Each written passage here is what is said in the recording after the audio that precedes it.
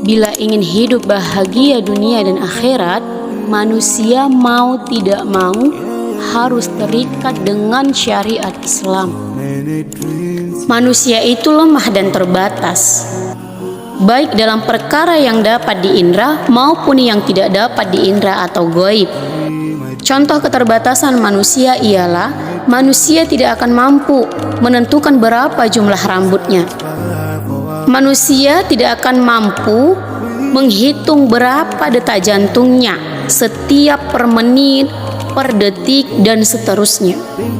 Apalagi dalam perkara gaib, bagaimana sebenarnya jin itu, bagaimana sebenarnya malaikat itu, apakah bunga bank itu baik atau bunga bank itu buruk, apakah berdusta itu benar ataukah salah, apakah nikah itu baik ataukah buruk, apakah perang itu baik ataukah buruk, dan 1001 macam pertanyaan lainnya. Jika hanya dengan mengandalkan akalnya saja, maka manusia tidak akan mampu menjawab permasalahan ataupun pertanyaan tersebut. Andaikan memaksakan diri untuk menjawabnya, jawabannya itu akan saling berbeda antara satu orang dengan orang yang lain, bahkan seringkali bertentangan. Ada yang mengatakan minuman keras itu baik pada suatu masa, namun buruk pada saat yang lain. Padahal topik yang menjadi bahasan itu sama juga. Bahkan seseorang seringkali memiliki pemikiran dan pendapat yang berbeda untuk persoalan yang sama pada saat yang berbeda. Inilah bukti keterbatasan manusia itu tadi. Inilah bukti lemahnya manusia itu tadi.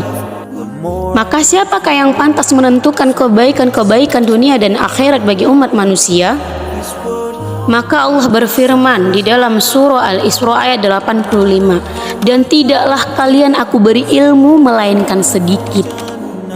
Dan juga di surah Al-Ahzab ayat 72 yang artinya, sesungguhnya manusia itu amat zalim dan amat bodoh.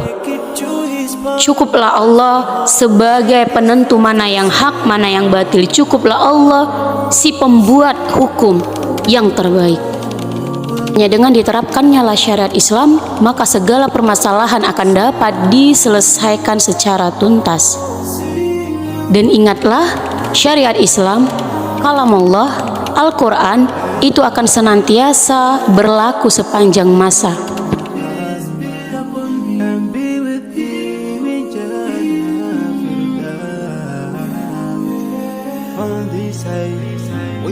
Just passing by, like a river from the mountain, and never can water turn back to the town.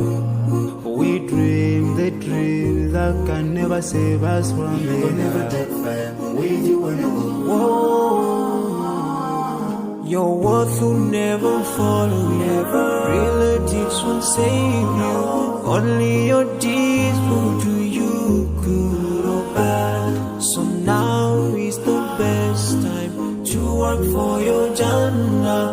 Remember Allah, He will remember. My biggest dreams to see you